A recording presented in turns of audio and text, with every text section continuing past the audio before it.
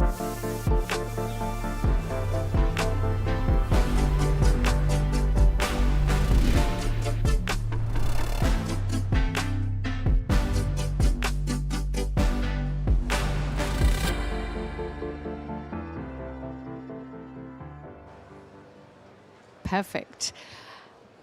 Good afternoon. I think it is now just good afternoon, and it's lovely to see everybody here. My name is Jill Lofts. I look after sustainability for Ernst & Young EY in the financial services sector. So in the next hour, we are going to be looking at the power of partnerships and how they can supercharge collaboration between public and private sectors in achieving net zero. And I have an absolutely fabulous panel here. We've got loads of adrenaline, even though it's Friday. It's certainly feeling like a Friday to me, and Friday lunchtime is probably a tricky one. But let me introduce you to our panelists. At the very far end, we have Anthony, who is Deputy Chair of Climate Risk and Resilience at Howden Group. Welcome, Anthony. Then we have Femi, who is Manager of Global Manufacturing and Trade Supplier Finance at the IFC. Then we have Nicola, Managing Director International at the City UK. And last but by no means least, Eric, Director of Business Relations at CDPQ Global. We are actually waiting for one of the panelists. I know you all totally understand the chaos of COP and the green zone, blue zone thing. So we will start, and then hopefully John, who is from Standard Chartered, will be able to join us a little bit later. What we want to do in this session is explore the use cases, the successful use cases from across the whole value chain of blended finance, so that we can identify and discuss patterns for scalability. And we also want to discuss the critical mindset changes that I'm seeing a lot of nodding on the panel, that I think our panelists agree, mindset changes and action that is needed in the short term in order to mobilize blended finance safely, at scale and at pace. So let me start off, if I can, with you, Eric. So CDPQ, alongside the Investor Leadership Network, recently published the Blended Finance Playbook. Maybe you could give us some examples of what lessons can we learn from these case studies in the playbook, kind of what projects work? Yeah, thank you so much, and what a pleasure to be here today. And indeed, we did partner with EY and your team in Montreal, Jean-François. They did a great job, so that was a really great collaboration. So what we decided to do was generate this playbook, and it ended up being 13 of what we identified as the global best examples of blended finance practice, and tried to distill what were the key enablers that allowed them to succeed, and what are some of the forward-leading recommendations, or what we called key propellers, if we want to scale this to the level needed to help make a contribution towards achieving the goals of Paris. And so what are the key enablers? First are the foundational elements, and that involves ensuring that all the stakeholders involved in the blended finance structure have an alignment of objectives, and that the players themselves have credibility, especially in the markets in which the capital is to be deployed. The second key element, and this is really the heart of blended finance, if foundational elements are the legs, the heart is the risk mitigation. That's at the heart of blended finance, and there was a number of archetypes that we identified. It could be through a tripartite capital stack with junior, mezzanine, senior tranches. It could be through use of guarantees. Insurance plays an important role.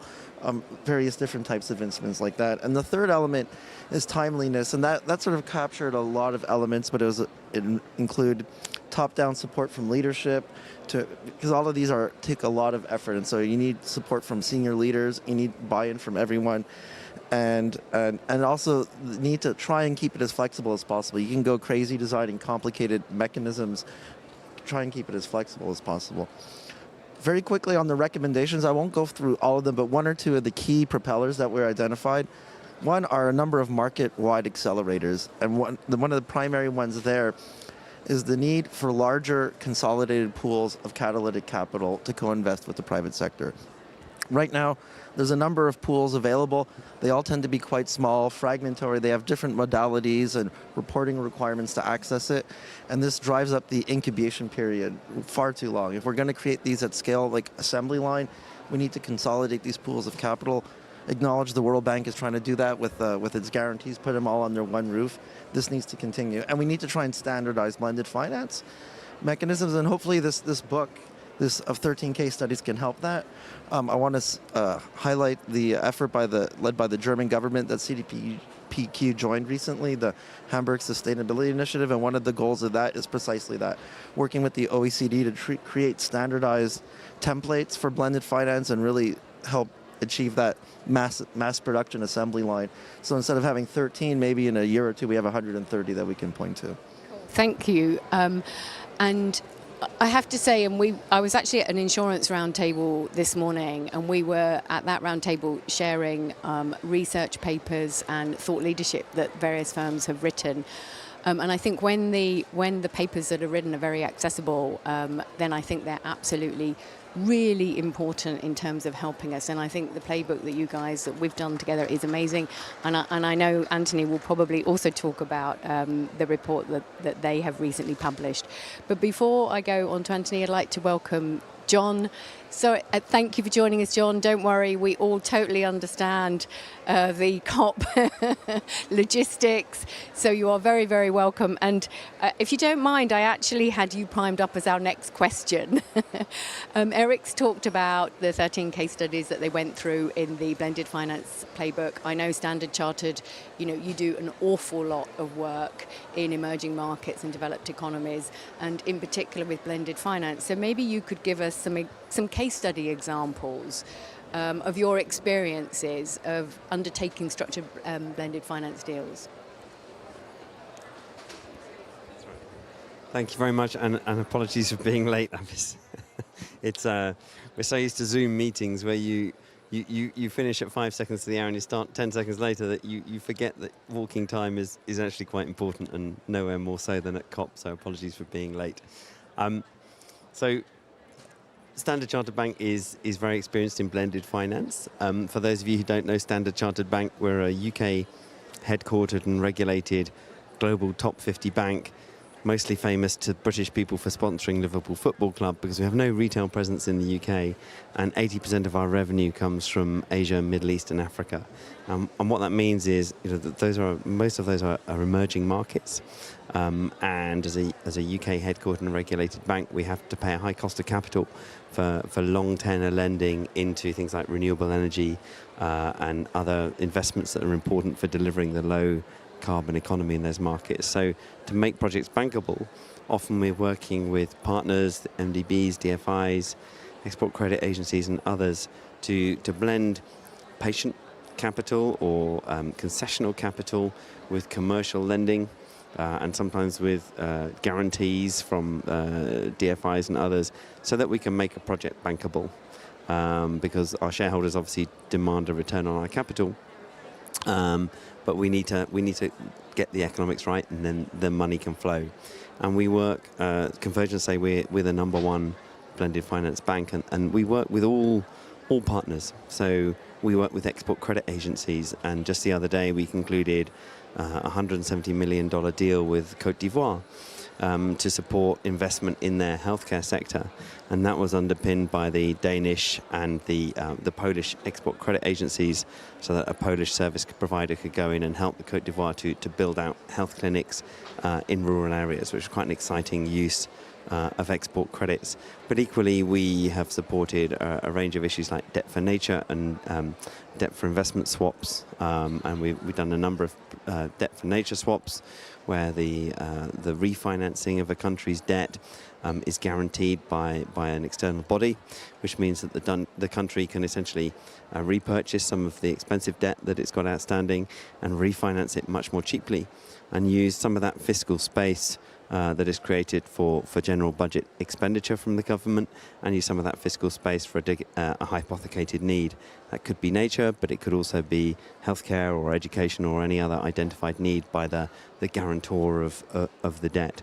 And then we do a lot of examples around the world where we're investing in renewables, often with a guarantee from an organisation like Garantco, so that we have confidence that we will get our money out at the end, and also in partnership with the MDBs. So we're looking toward to financing coal phase out in a number of countries in the region, and we'll be working with the multilateral development banks and other providers of concessional capital to do that, because coal phase out on its own, a bit like adaptation and a number of other things that we'll no doubt be discussing, it becomes harder to deliver because there's not that revenue stream that you might associate with a normal asset. So how do we work together with partners to bank projects that might not have an immediately identifiable revenue stream in order to support resilience against climate change? Great, thank you. Anthony, I'll move to you. I guess critical for economies of today is the insurance sector. And I was going to say, and maybe overlooked, but I think at this COP, I wouldn't say insurance is overlooked anymore. It feels like there's a big change. Maybe you could really highlight the absolutely fundamental and critical way in which the insurance industry today is supporting climate change and sustainability. Well, thank you, Jill. Yeah, we might have had a little bit to do with that. I'm also the co-lead for insurance for the high-level champions, and so Howden is working in partnership with high-level champions to build a 2030 enabling climate insurance breakthrough. I mean, very quickly on Howden, and actually I promise you it is relevant. Howden, if you probably haven't heard of Howden before, but you will from now on, it is the biggest insurance and reinsurance broker in the world outside the US. Fast is British, unlike most of our sort of competitors in the space, most of whom are US. We are the fastest growing broker, probably insurance company in the world. Howden has grown something like a minimum of 25% every single year for the last 20 years. Which makes investors like CDPQ, I hope, very, very happy. And there's a reason for that. We're an outlier. Actually, Anthony, can I ask you to hold it nearer to the top of the mic? I think there hold we it at go. the bottom, it interferes, yeah. There we go. Thank That's you. much better. Thank you. Howden's quite an outlier because somehow in the DNA, our founder and CEO, David, has sort of instilled this sort of very entrepreneurial, innovative culture. And you know, I've been in the climate finance space for over 30 years, new to insurance. That makes us a major outlier. It's not the most innovative entrepreneurial industry in the world, which might have had something to do with the fact we haven't heard much about it in this conversation until now. And you're right, this is the first COP international negotiations where I think we've seriously been talking about insurance. In fact, I think the word insurance even made its way into the draft in text a couple of days ago, so we're very pleased about that, and it was on the agenda yesterday. So why is that important? Well, I think until this point, the insurance industry, quite frankly, has been MIA, back at a bus, missing in action. It's been very good for 30 years talking about insurance, but in a very defensive, reactive way, not in a proactive way in terms of how do we de-risk the net zero resilient transition. And you know, I'm going to just put it out there and just be very blunt.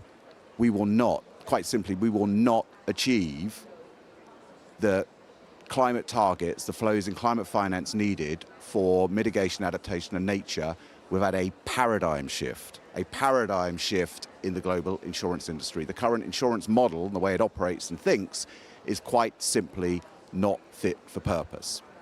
You know, there was no forward price curve. The insurance industry hadn't even thought about whether it needed a pathway to net zero. There was no forward price curve for your cost of insurance or climate risk, a job the insurance industry should be doing, but while it's stuck in a model of annual renewal, it has no incentive to do that. We have not translated all that data into what it means in dollars.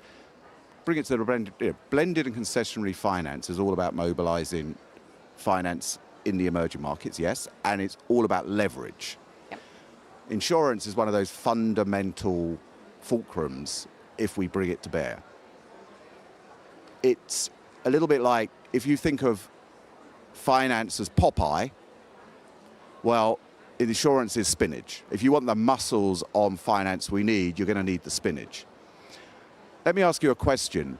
Why we seem to be thinking about blended concessionary finance as if it's an evergreen solution. There is not enough public money in the world, even with the leverage, to achieve that, and it won't achieve that without the de-risking.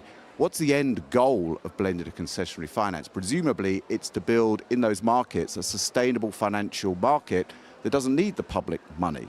Well, you are not going to do that without in-country commercial insurance capability, because most of the risks you're asking the financiers to take are the risks you would hand off to commercial insurers in the developed markets.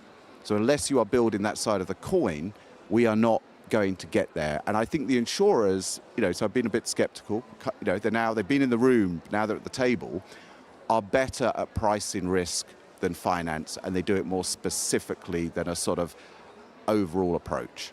Great, thank you. And I'll come back to you for some spinach examples if I can. But before we do that, let's go to Femi. Would really love to hear about your experiences at the IFC with the blended finance facility to date. And what can we learn from those experiences? Thank you so much. Pleasure being here with you, and thanks for the opportunity. For those who don't know the IFC is the private sector arm of the World Bank Group, and we happen to be the largest development finance institution that is entirely focused on the private sector in emerging markets. Over the past 10 years, we've deployed about $5 billion in blended finance in one shape or the other. I think the market for sure knows blended finance when it comes to projects that have reached the final investment decision. But what is less spoken about is the process to get project to the final investment decision. So at the IFC, we have different ways of deploying blended finance, from project preparations to project enhancement to credit enhancement to interest rate buy down to CapEx buy down and all of those, right? And I think it's like getting into any battle. You have to think about all the instruments that you have to deploy. Because if you leave anything behind, you're never going to get the impacts that we really need to have in emerging markets, especially when it comes to climate change. So we have a strategy for pursuing decarbonization of the industrial sector, for instance. And the key pillar of the strategy is we need to segment each of the different kind of opportunities that we see. So we have things today that are like ready for investment in the sense that they are commercially viable, they are technically viable, and these things can be done today. For those who need a different kind of blended finance to get them going, you basically need project preparation to get things moving. And then you have the things in the middle that are technically feasible, the likes of green hydrogen, the likes of carbon capture, but they're commercially unviable. You need a different kind of approach to deal with this. For this, you need to underpin them with huge blended finance. Otherwise, the private sector is not going to do it. And then you have the last segment, which is when you think about the technology of the future, the things that are going to make the difference in the next phase of evolution of the technology to be deployed. Those ones, you need to prove that they're commercially viable, you need to prove that they're technically viable, and you need a different kind of blended finance for this. I will take one or two examples, for instance. So I look after manufacturing, and if we take an example in the fertilizer sector, we have a nitrogen fertilizer company in Africa, and they have a lot of heat exchange, which is traditionally wasted. Okay, this is an investment that will not happen if you don't have blended finance, because they run the number and they see that the investment return is not going to be viable for them.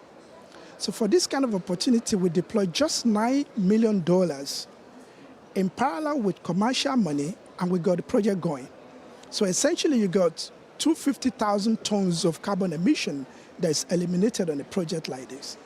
But there's one example I also want to give, which is what we do in the value chain.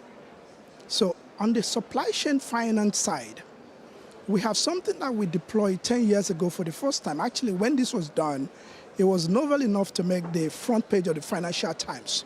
We did this with Levi's.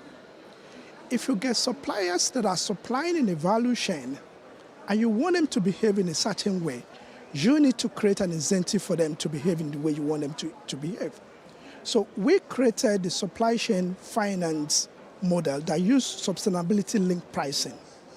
where you can say, if you reduce emission by using solar panel in your operations, by reducing the amount of heat that is wasted in your operation, you can get a discounted pricing. You know, the traditional market doesn't see this as blended finance because you're not blending money there. But you're actually foregoing the return that the financial institution should make. And in a way, you're incentivizing behaviors that will be necessary for people to do the right thing. So in all, I think a combination of instruments will be necessary if we're going to make the difference that's required. That's great. Thank you so much. And I love the tangible examples. Nicola, maybe we can come to you. And perhaps you can comment on experience, perhaps even for the UK, around domestic and international policy and where perhaps you've seen examples of public-private finance, blended finance working. Yeah, thank you, Jill. And really just building, I think, on what Eric started talking about in terms of the fundamentals that you need. You need the really strong and predictable environment. You need to have the leadership at the political level. And you need to be able to then have the catalytic finance to help to do things. And I think one example that people would probably be quite surprised by in the UK is offshore wind. Because today we just see that as a commercial prospect. But really, you know, back in the day when offshore wind was still a fairly new thing, what we saw in the UK was really strong political leadership, actually signalling an intention and giving the investors the confidence about this. We saw some of the Green Infrastructure Bank and the European Investment Bank coming in to provide that catalytic capital and help to incentivize and provide the underwriting for the offshore wind. And now I guess if you were to come to the UK today, you would see offshore wind as just a very standard part of our energy mix. So I think it's a very simple but a very tangible example of how you can actually create very, you know, sustainable commercial products, which is really the point that you made, Anthony. This is the end goal of all of this, is to get to that point. So I think there are some good, you know, examples that feel quite historical today, but are actually, you know, very important. And I think, you know, what I'd say about the work I do at the City UK is one of the things that we do is we bring together the whole finance stack. So we have in our membership, you know, the banks, the insurers, the asset managers, the private equity, and we work very closely alongside government in all its forms and the regulators to try and make this a collaborative effort. So I think one of the things that has been a real key for the work that we do is to try and create a sort of a UK PLC approach to some of these challenges. And by really working across the whole finance stack and engaging, of course, with organisations like the IFC and others, what we found is that you can actually all bring part of the solution to the table. And it's that holistic approach that I think is going to really help us in this blended finance world. Good, great, thank you. So I guess we've heard how a snippet of how complex this is. I think a snippet of how important it is. Some really great examples of things that have worked well, and you know, really, I like some of the ideas that have come forward around. Let's learn from what's been successful. Let's think about how we create these partnerships because they're complicated, and obviously often partners operate in entirely different ways, which is another complexity. Nicola, maybe let me stay with you for a minute. And you mentioned market signals. So do you think governments are providing the right interventions, the right incentives, the right policy to give those strong market signals? I think, you know, what investors, if you ask investors what they want predictability and they want certainty. And particularly for some of these longer term investments, it's absolutely critical. So I think we can start to see some good signalling. And, you know, to give a call out to the UK government, who has been here in force in the last few days, and coming out early with a new approach to NDCs. I think that's the kind of signalling that really helps investors to think about what the opportunities are going to be. But in order to make those NDCs investable, we really need a really positive operating environment. So I think that's the other kind of signalling that we need. So that means, some policy certainty, some regulatory reform. We need to be able to really think about how we're going to all work together to come up with those investable NDCs. And I think for many other countries that are here today and talking, and I can see in the audience people from a wide range of backgrounds, really encouraging your countries to think about not just having NDCs, but really thinking about how to make them investable. By having really clear transition plans, really clear sectoral strategies. It's that level of granularity that investors are looking for in order to be able to move things forward, and I'm sure Femi would agree with that. Thank you. And Anthony, you've talked about how the insurance sector has to absolutely transform. I'm going to push you on, I assume you have views around policy, incentives. What do you think the insurance sector needs in terms of both a globally aligned policy approach, but also something which is locally implementable? Oh, that's a good question. I was preparing my case studies examples, but no, I think that's an important question. I think it's surprising that we've had all of this work on greening the global financial system, the NGFS. We've had the Stern-Songway report, and I think there was a few lines in there about insurance.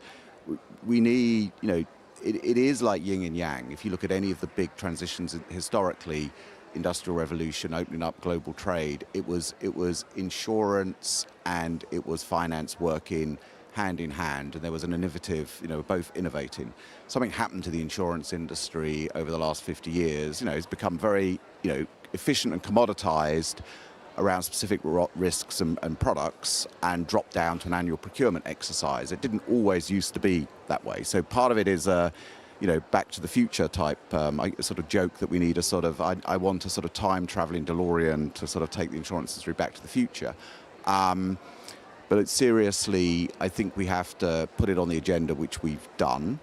We actually have to do that regulatory overview, because at the moment insurance regulators are the ones who don't like insurers taking on longer term risk and commitments, but they have to, because the current model, as I said, is just not fit for purpose. And that's the incentive for the insurers to send the price signal, because they could be sending this price signal. Yep. And what also insurers did historically is they quite often set standards. Actually, they could be a faster track way to send in a clear signal around around how you need to revalue assets in light of climate risk going forward.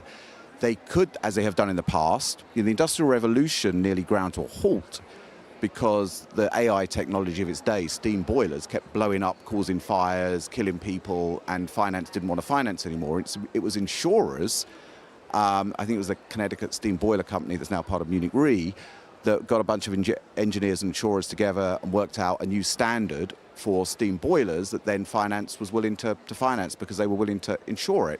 It was insurers that went into those fastly industrializing cities and said, well, if we're going to insure these cities because they keep burning down, then you need to, as public authorities, as city government, you need to have fire departments, you need to have zoning laws, if you do those, we'll insure, but we won't unless you put those things in place. So I think that's a key part of it. So I think that regulatory overview, and also, again, to bring it back to the topic of this panel, we also need to start thinking about applying those same concessionary and blended finance principles to insurance, to bring those insurers into these markets and products, and so as a counterpoint to blended finance. And if you want to see specific examples, I won't go through those now. If there's time, happy to cite a couple. But otherwise, the paper you sort of gave a heads up for is called The Great Enabler, jointly published by Howard and BCG and the High Level Champions. And that has 11 case studies in there that actually show how insurance can actually looks at specific risks and then addresses those and can de-risk the flows of finance into those. Great, thank you. I think that these are some really great points. We've highlighted the complexity of undertaking blended finance. We've highlighted the different partnerships. I like your challenge that, yes, you need market signals from policymakers and governments. Insurance can actually also play a role once you're starting to do some of that modelling in a different fashion. John, maybe I'll come to you again. Want to really think about the mindset shift that you think needs to happen. And this is across the value chain. So maybe governments, the development community, and the private sector. From the experience of the deals and operating in the countries that you operate in, what do you think the mind shift changes that need to be? Thank you. So I think I pick up on a lot of what Anthony is saying. It's about pricing risk and having financial investment happening in an environment that acknowledges that the low carbon world is going to look very different than the previous economy that we've inhabited, and that in many ways some of the rules will have to change to enable the finance to flow to deliver that.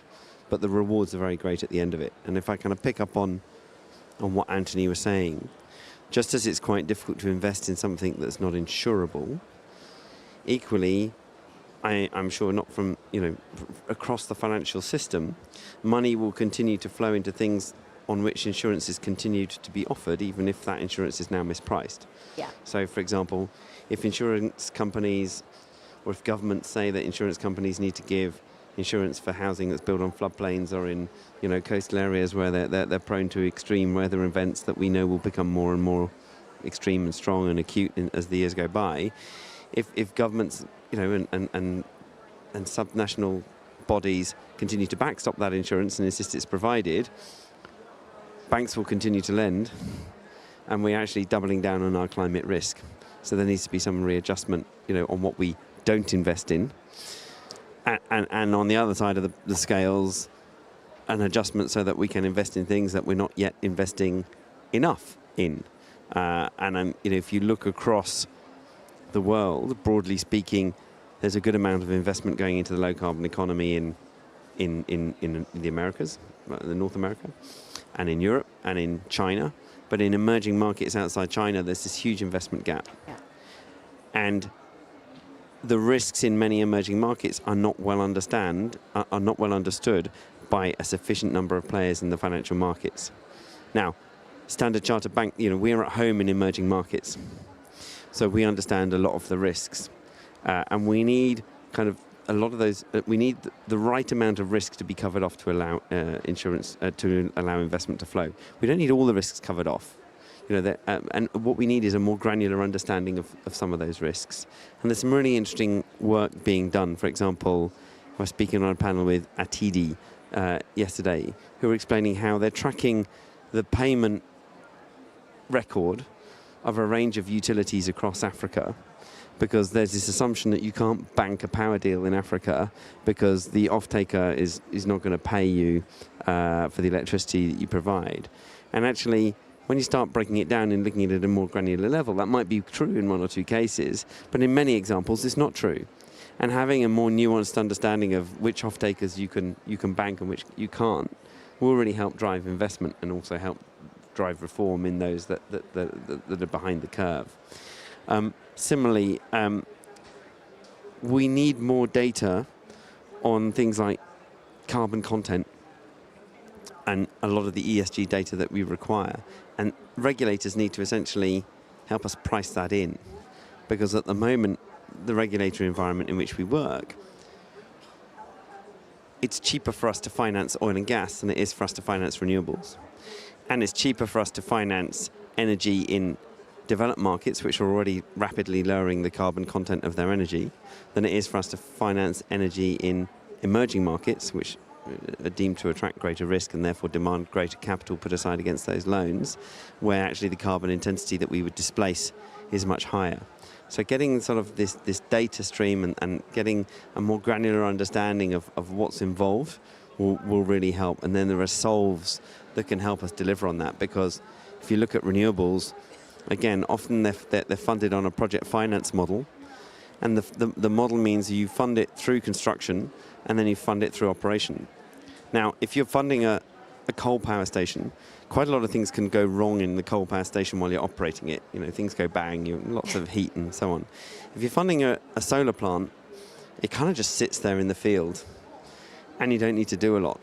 So looking at how we can finance the construction of a solar plant separately from its operation would be really helpful in assessing risk more clearly, because you've got a short period of acute construction risk, although even that is fairly minimal given that solar plants are quite easy to construct. And then you've got a long period of low but chronic operational risk. And those need to be priced quite differently if we're to, lower the cost of capital for such facilities below the levels that are prevailing today. Thank you.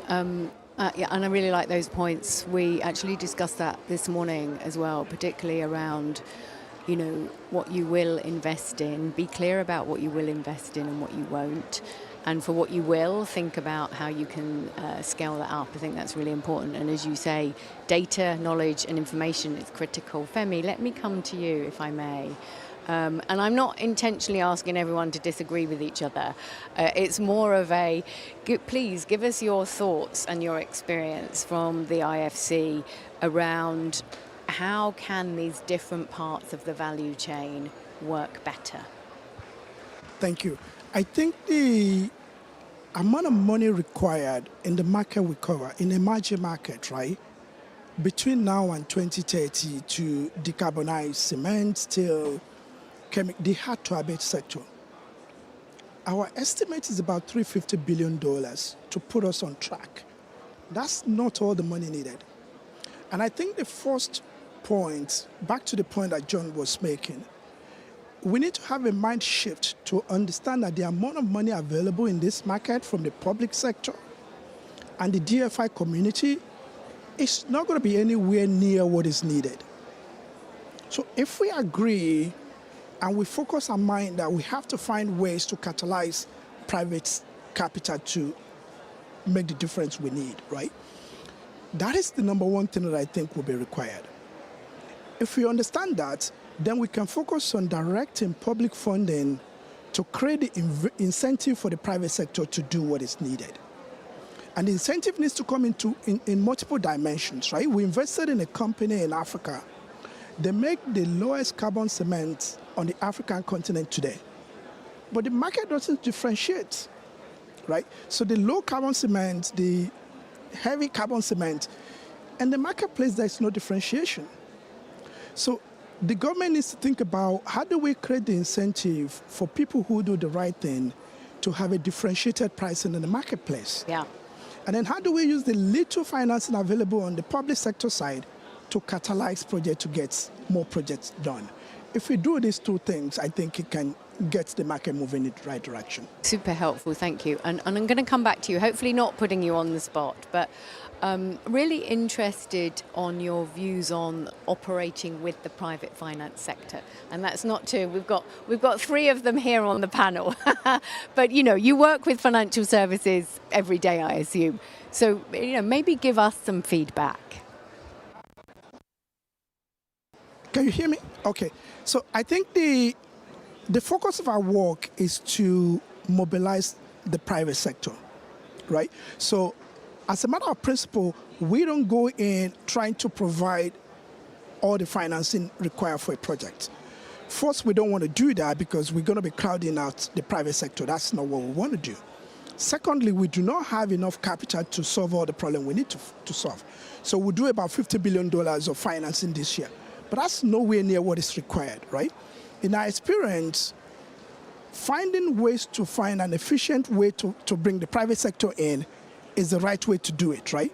So in the past, we will mobilize and it will take forever to bring all financiers together. That is painful for us, it's painful for the client, it's painful for everybody. Part of what we're doing with the insurance community today is we're mobilizing the insurance community such that the borrower can have a single point of contact, but then we can distribute the risk through the insurance community. We need to be able to do it the same way with the financial banking community as well, right? If we find an efficient way of doing these things, then the mobilization can be pretty fast. Otherwise, it's really, really painful for clients in terms of the efficiency of the mobilization process. Thank you. And I don't want to talk about too much about the problems and what doesn't work, right? Anthony, you mentioned, transformation before. So Eric, maybe let's move on to our third section. Let's talk about necessary transformations, innovations, transparency, some of these topics that have already come up. And maybe either speak as an investor or based on the research that you've done. Can you give me some examples of some of these transformations or innovations that would really make a difference going forward? Sure. So I think one of the transformations that's really needed, and I'm sorry, it's not maybe exactly how you wanted me to answer this question, though, but relates to the global prudential regulatory environment, okay? Because, and it's interesting here, so we have banks, insurance, and a pension fund. So we're the three most highly regulated institutional financial institutions. We're also the ones with the largest, greatest theoretical pool of investable capital. And a lot of us, even if we have the risk appetite and even when we achieve the granularity understanding of the kinds of risks, we're often inhibited from deploying as much as we would like because of these various regulatory barriers that either make it outright impossible or very punitive, right? And so these really need to be addressed in a fundamental way. And to give an idea of a way forward, over the summer, CDPQ, we co-chaired the B20 task force on finance and infrastructure under the leadership of Brazil. Oh, am I up more? Okay, there we go. So, and we submitted those recommendations to the Brazilian government during Climate Week in New York. And really at the core of it is recognizing that, or moving from the assessment of risk in emerging markets from perceived risk to actual risk. And that's easier said than done. But at the heart of that requires data, right? And that's why CDPQ, along with a number of other institutional investors, have been really pushing for many years to get the MDBs, the multilateral development banks, to release the data that they contain within the GEMS database. That started happening. I've attended a number of good discussions on that as recently as during the annual meetings of the World Bank and IMF in Washington. We need to do more of that. We need to encourage private holders of data to release their data to the marketplace, even if it's anonymized, so that we can do the rigorous analysis, hand that over to the people who assess risk for a living, and actually have frameworks that assess risk on historic, actual recovery and default rates. And the belief is, and I think most of us who've actually had experience, is that it would show that the actual risks are far lower than the perceived risks. And that would do two things. One is, it would ratchet up in many cases the credit ratings assigned to various projects, and that would allow a lot larger universe of potential investors access to these projects, right? Either if they, as an internal policy or a statutory policy, they can't consider them right now, and that would then enable these very bespoke and time-consuming blended finance vehicles to then focus on even the more difficult sectors that would require additional risk mitigation measures, right? So that to me is really one of the main policy areas that really needs to be addressed. A number of us have pushed for it at the G20, through the B20. I'm here. I'm going to be here next week, prodding the negotiators. I used to be a negotiator myself, so I just can't help myself, but prodding them to try and include some reference to that into the NCQG negotiation discussions, because ultimately we can talk about climate finance, we can talk about the need to mobilize it and the importance of public and private sectors, but we're not going to mobilize it if we also have other regulations that stand in the way and specifically inhibit it. Thank you for that. I think that's a great point. We don't need regulation in the developed world that is effectively going to impede what we need to do here.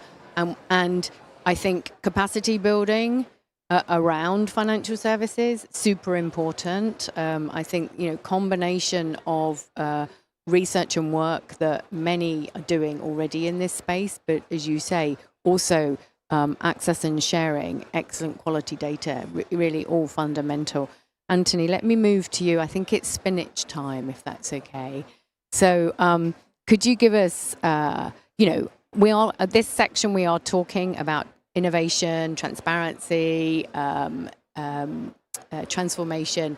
And I'd like to particularly call on you for some spinach examples, because the insurance industry is already working in this space. So can you give us some great examples where insurance are innovating in order to mobilize blended finance? Yeah, no, absolutely. And sorry, I had some of those lined up a bit earlier, but I'm going to find them again. But look, I just want to come up on this point because, as you know, as you were talking then, Eric, I was very.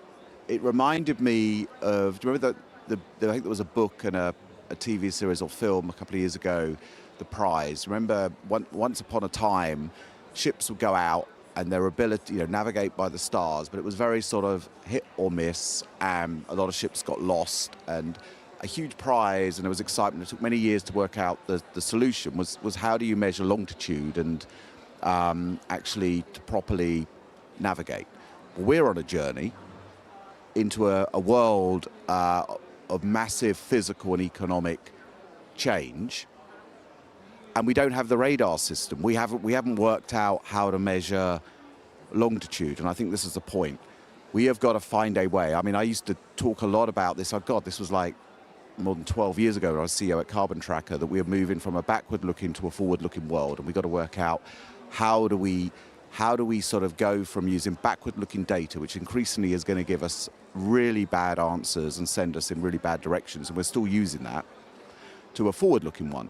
And so this ability to bring together data, AI, models, scenarios, and meld all of that into one, to be able to sort of create those forward price curves. So the point John made about we're still doubling down on the wrong things, that actually is, if you look at the current model where you're just quite frankly looking at risk on a 12-month basis and pricing it, it does make more sense to put that money into a fossil fuel project where you've got oodles of backward-looking data on that, and it makes less sense to put that into these newer technologies, because on that 12-month basis, it doesn't stack up. Whereas if you had that forward price curve, trust me, those fossil fuel assets, the situation, the Spanish finance ministry decided not to spend on the sort of things it needed to be more resilient to floods would not make sense anymore.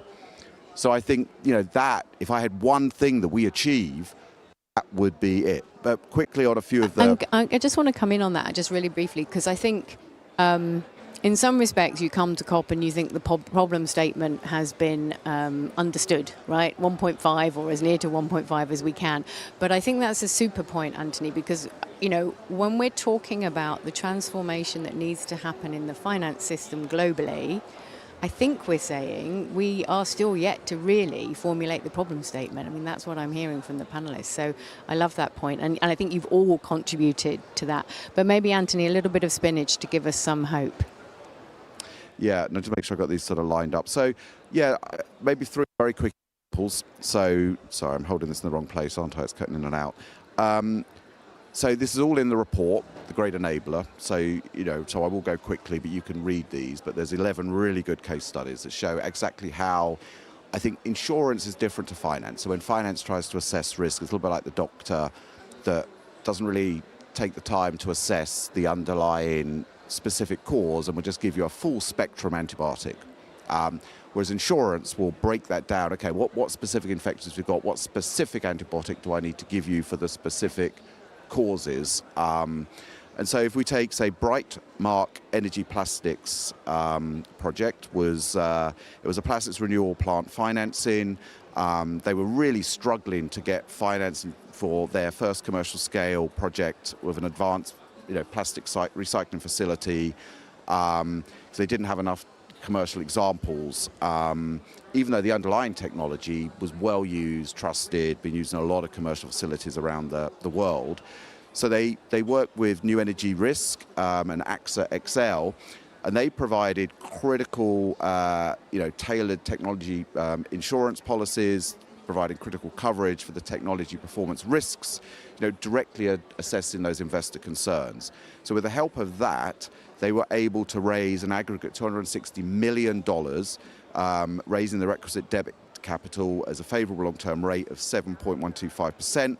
That financing facilitated the development of Ashley Plastics Renewal Facility, which processed 100,000 tons of plastic waste annually, creating 18 million gallons of ultra-low sulfur diesel, naphtha blend stocks, and 16 million gallons of commercial-grade wax, using 83% less fossil fuel energy compared to plastics created by virgin petroleum. Another project, a wind farm. This time it's the Park Aeolian Tabanadia in Senegal, sorry, so please excuse my terrible pronunciations. It was Senegal's first large-scale renewable energy project, diversifying the country's energy portfolio, but operating in an emerging market, huge concerns around political risk, so expropriation, currency and convertibility, political violence, etc. So MEGA provided political risk insurance of over 150 million against expropriation, currency and convertibility, political violence, and this provided a financial safety net. So with that political risk insurance in place, they attracted foreign investment and became operational, generating 158.7 megawatts of clean energy to 2 million people. And of course, you can think about the reductions. There was one more project I just wanted to touch on, which was a wind farm, if I can find it quickly, in the 11 Solutions. I can remember this one. I can't give you the name of it, but it's in here. The real concern, I think this was in Pakistan, the real concern was in a delta area exposed to a lot of physical risks on the coast. There had been huge degradation in the sort of underlying vegetation in the sea around it. This actually involves spending about 350,000 to restore effectively the natural ecosystem around this that reduced the physical risk, and you could actually model that, reducing maintenance costs by $1 million over the lifetime of the project, reducing premiums dramatically. But what it also did is it dramatically increased the local fishing industry's uptake, and that was, that combination, that hybrid approach, was incredibly successful. So these are just some examples. Very good. Thank you very much. We're getting towards the end, so I've got one wrap-up question, and maybe, Nicola, I can start with you. Just want to think about, we've gone through the complexity, right? Let's try and make it a little bit simple. So what if you were to say one change that would happen now in the financial system, what might that be in order to really start to accelerate blended finance? Let me sort of put that into two parts if I can. I think, one of the things that Eric rightly said is that you need to have not just this specifics about blended finance, you actually have to have the underlying operating environment that allows investors to come in the first place. So I think one of the things we do at the City UK is, I always say, we lay the tracks so that the train can run. So if you need good data, which you need, you actually need to have a policy environment that allows data to be shared with trust. And in many of the markets that we're working in, we're seeing increasing restrictions on data movement and data sharing. It's just totally not helpful. Similarly, with regulatory issues around risk, we have many of the countries that we work with who have limitations on reinsurance going outside of their own country. Investment may be something you want to keep in the country. Risk is not something you want to keep within your own national borders. So helping markets to really just think about those fundamentals. How do you get the fundamentals right?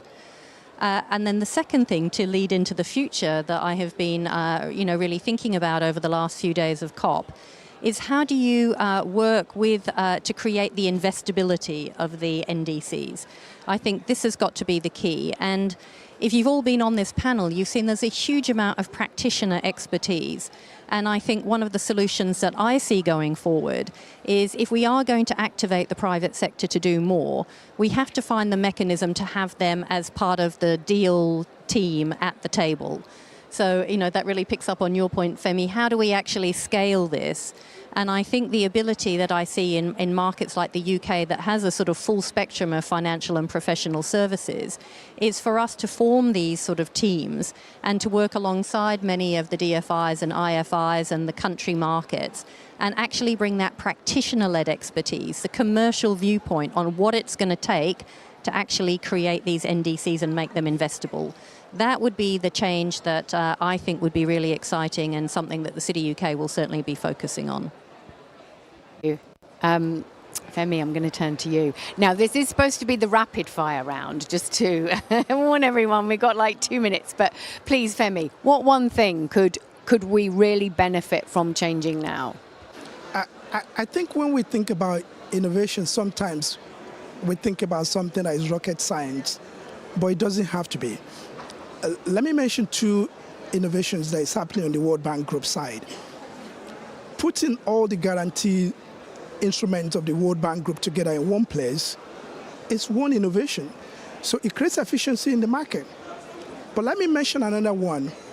So the Climate Investment Fund has $1 billion available for industrial decarbonization.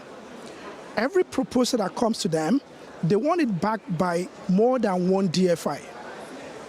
So this is encouraging collaboration in the DFI community rather than compete, to align, right? So those are 2 simple things. They're not rocket science. Brilliant. Thank you, John. I'm going to go to you if I can.